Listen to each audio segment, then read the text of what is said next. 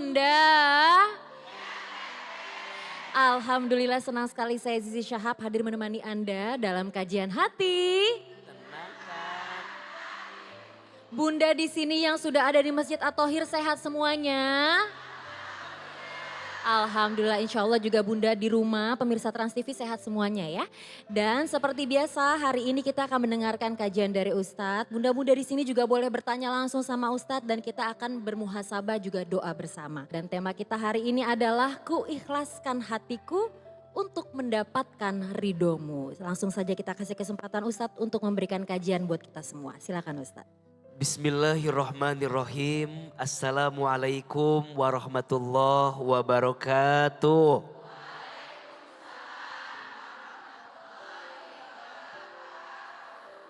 Bunda, ku ikhlaskan hatiku untuk mendapatkan ridhomu. Bagi seorang istri, ridhonya Allah itu tergantung ridhonya suami. Maka saat Bunda jadi seorang istri, belajar ya untuk menjadi istri yang baik untuk suaminya. Kenapa? Ridhonya suami adalah jalan yang bisa mengantarkan surga untuk istrinya. Kata Nabi SAW, barang siapa seorang istri, kemudian dia wafat, dan suaminya ridho dengan istri tersebut, dakhalatil jannah, maka istri tersebut layak masuk ke dalam surga. Dalam hadis yang lain, kata Nabi SAW, barang siapa seorang istri sholat 5 waktu dan puasa di bulan Ramadan dan taat patuh kepada suaminya dan mampu menjaga dirinya, silahkan masuk surga dari pintu manapun. Betul? Tapi mohon maaf, ada bunda yang bertanya, kira-kira suami yang seperti apa yang bisa dapat ridhonya itu? Apakah semua suami? Apakah semua suami bisa mengantarkan ridho? Ternyata jawabannya tergantung bagaimana suami menjadi suami yang baik untuk istrinya. Ketika istri harus jadi istri yang baik, maka sisi lain suami pun harus belajar jadi suami yang baik. Betul? Karena rumah tangga itu pemimpinnya adalah seorang suami. Ketika suaminya baik, maka insya Allah rumah tangganya akan baik. Jika suaminya bisa bertanggung jawab, mencintai, menyayangi, mengerti, memahami hati seorang istri, maka jangan pernah minta istrimu memahamimu, karena seorang istri yang disayangi oleh suaminya pasti dia akan memberi yang terbaik untuk suaminya. Betul? Maka belajar jadi suami yang baik. Rasulullah SAW menyampaikan, khairukum li ahlihi wa ana khairukum li ahli. Sebaik-baiknya seorang suami adalah yang paling baik kepada keluarganya. Dan aku, kata Nabi, adalah orang yang paling baik kepada keluargaku. Maka rumah tangga harus saling ridho. Istri harus ridho dengan suami. Setuju? Suami juga harus ridho sama istrinya. Setuju? Kalau ada masalah di rumah tangga, belajarlah melihat hikmah dari masalah itu.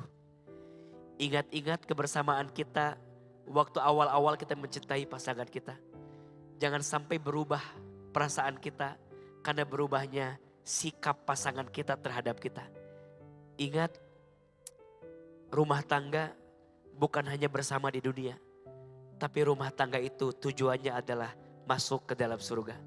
Istri kejar ridhonya suami, suami belajar mencintai istri agar dua-duanya bisa mendapatkan ridhonya Allah Subhanahu wa ta'ala. Jadikan Allah sebagai alasannya. Jangan mencintai pasangan hanya sebatas karena pasangannya. Tapi cintai pasangan karena kita tahu ridhonya Allah ditentukan oleh ridhonya pasangan kita. Teruslah belajar jadi suami istri yang baik. Karena tujuan rumah tangga bukan dunia. Tujuan rumah tangga adalah surganya Allah Subhanahu wa ta'ala. Mudah-mudahan Allah jaga rumah tangga kita semua. Amin ya rabbal alamin. Bunda, kajian hati. Angkat. Kita masuk ke sesi tanya jawab. Di sini siapa yang mau tanya, Bun? Angkat tangannya. Yang mau tanya angkat tangan. Yang Masya belakang Allah. nggak ada yang mau nanya nih. Banyak. Banyak banget, Silakan. tapi untuk yang pertama kita kasih kesempatan untuk Mbak Sandra Devi di sini yang mau bertanya. Silakan kita kasih kesempatannya, Yang Mbak. mana? Oke, Sebelum- silakan. Ya, silakan. Assalamualaikum warahmatullahi wabarakatuh, Pak Ustadz. Waalaikumsalam warahmatullahi wabarakatuh.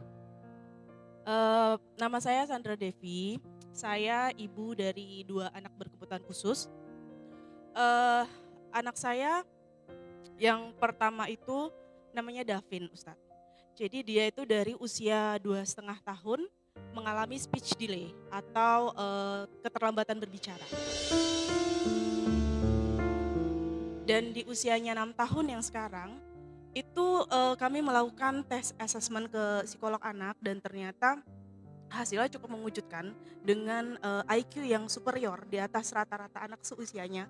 Tapi ada juga yang bikin kami tuh kayak down banget karena anak pertama kami ini diduga ada ADHD dan autis. Di perjalanan dia untuk bersekolah, mencari sekolah itu luar biasa sangat sulit gitu ya. Dan alhamdulillahnya ada satu TK reguler yang mau menerima dia dengan shadow teacher, bantuan shadow teachernya. Dan anak kedua saya namanya Delano. Kalau dia, saya nyebutnya dia anak yang penuh dengan mukjizat. Karena ketika lahir dia ada Down syndrome. Dan pada saat itu dia harus dirawat di NICU selama 53 hari. Karena selain Down syndrome dia juga punya bocor jantung bawaan, terus ada atresia ani. Kita nyebut kalau bahasa kedokterannya itu atresia ani. Jadi dia nggak punya anus, Ustadz, sejak dia lahir. Tapi alhamdulillahnya dia semangat banget, Ustadz, mau berjuang untuk hidup gitu ya. Dan di usianya ke 7 bulan dia harus mengalami operasi besar lagi, pembuatan anus. Di 13 bulan pun sama, operasi besar lagi gitu ya. Dan alhamdulillahnya sekarang sudah normal ya BAB-nya, sudah melalui anusnya.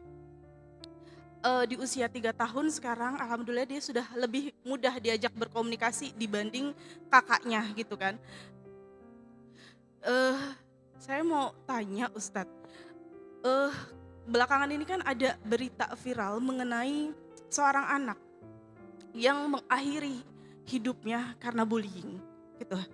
Nah berita tersebut tuh jujur membuat saya tuh kepikiran anak-anak saya yang ABK ini, gimana kalau saya nanti gak ada di dunia ini tuh mereka bisa gak untuk menaklukkan menghadapi kerasnya dunia ini gitu loh Ustadz.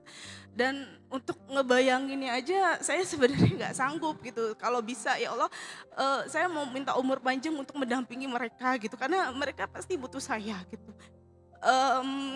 Terus juga gimana caranya biar saya bisa ikhlas menerima semua takdir yang sudah ditetapkan sama Allah Ustadz. Karena jujur ini luar biasa, sangat berat untuk saya. Mungkin orang lain melihat saya kuat, tapi sebenarnya gak kuat. Bagaimana peran suami mendampingi Mbak, menguatkan seperti apa beliau?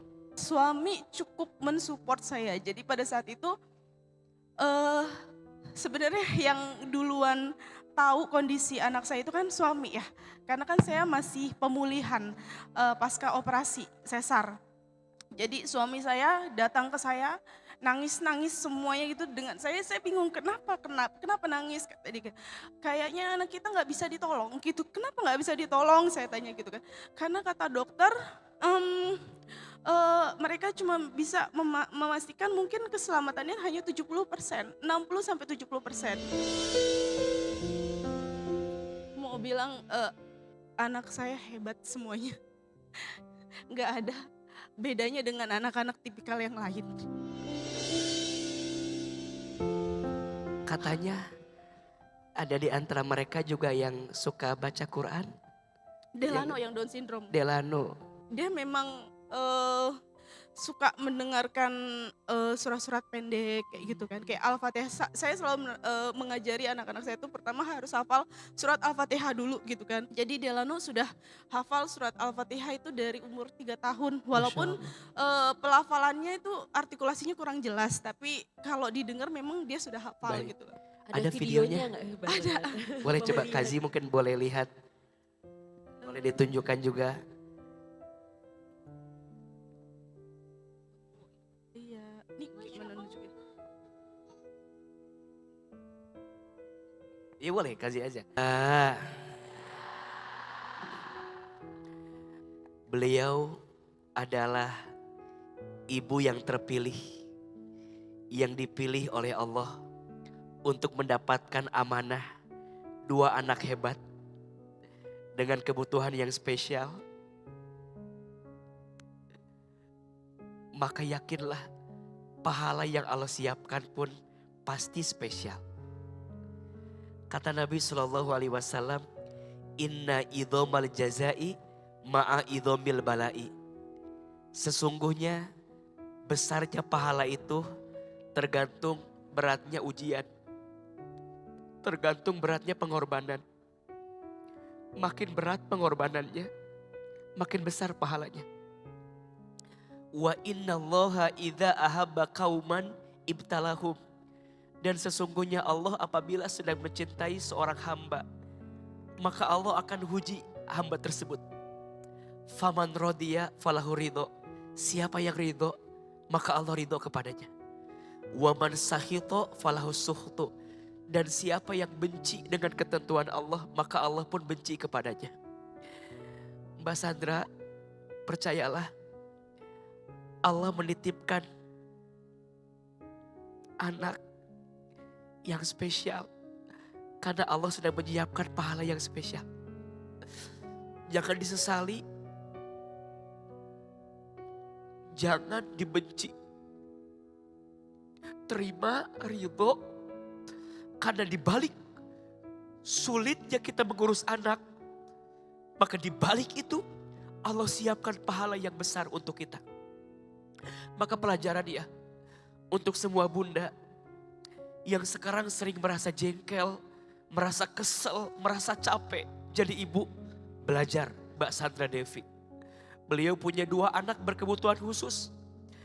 Tapi tidak sedikit pun keluar dari lisannya mengeluh dengan semua apa yang dititipkan. Walaupun pasti berat, tidak mudah. Tapi yakinlah, Allah tidak mungkin memberikan beban melebihi batas kemampuan. Yang kedua, Mbak Sandra, jangan khawatir untuk masa depan anak ke depan. Ada yang bisa menjaga kita, yaitu Allah. Dan biasanya, mohon maaf, anak yang punya kebutuhan khusus, maka Allah pun biasanya beri kelebihan khusus. Allah beri keistimewaan khusus.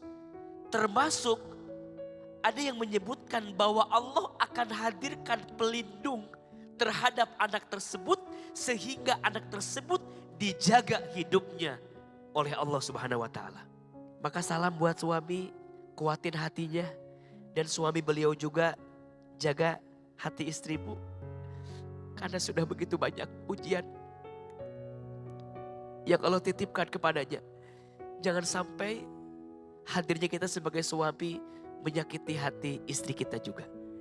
Dan yang terakhir, untuk semua yang sedang diuji, belajar ridho ya dengan ujian. belajar ikhlas untuk menjadi pribadi yang terbaik di hadapan Allah Subhanahu wa taala. Hidup ini gak bisa lepas dari 4 hal. Catat ini. 1, setiap manusia pasti diberi nikmat. Pertanyaannya, syukur atau tidak. Yang kedua, setiap manusia pasti diberi ujian. Pertanyaannya, sabar atau tidak. Yang ketiga, setiap manusia pasti diberi takdir. Pertanyaannya, ridho atau tidak. Dan yang keempat, setiap manusia pernah berbuat salah. Pertanyaannya, taubat atau tidak. Mbak, kalau jika ujian ini disebabkan karena dosa-dosa kita, minta ampunlah kepada Allah. Minta maaf kepada Allah. Agar Allah memuliakan kita dengan ujian yang dititipkan kepada kita. Untuk yang sedang diuji dengan ujian berat, nanti baca surat Al-Baqarah ayat 250. Bismillahirrahmanirrahim. Rabbana afrigh alaina sabran wa thabbit aqdamana wansurna alal qaumil kafirin. Ya Allah, tanamkanlah di hati kami kesabaran dan kuatkanlah setiap langkah kami dalam kebaikan, dan tolonglah kami agar tidak tenggelam dalam rasa sakit yang berkepanjangan. Amin. Katanya kalau punya anak Down syndrome itu dulu orang tuanya punya dosa yang berat gitu. Terus ibunya tuh dulu banyak dosanya deh pokoknya. Terus katanya kalau anak Down syndrome itu sudah pasti gitu, udah pasti dia nggak bisa ngapa-ngapain, dan kasihan ya orang tuanya tuh bakal ngerawat dia terus gitu sampai dia nanti dewasa segala macem gitu. Itu yang bikin saya mulai down lagi sampai saya tuh harus terapi deep terapi gitu kan, karena memang benar-benar nggak bisa gitu kan, karena setiap ngelihat anak saya si Delano itu, jadi di pikiran saya, apa iya ya karena dosa saya dulu gitu, apa iya ya anak ini nggak bisa ngapa-ngapain nantinya gitu kan. Jadi itu sih yang bikin saya benar-benar sakit hati. Alhamdulillah setelah mendapat jawaban dari Ustadz yang jelas, hati saya tuh semakin lebih tenang menjalanin semuanya gitu, karena saya sempat bertanya-tanya apakah ini ujian karena kesalahan saya gitu kan ya. Ternyata kata Ustadz, ujian itu adalah bentuk kasih dan cintanya Allah gitu kan.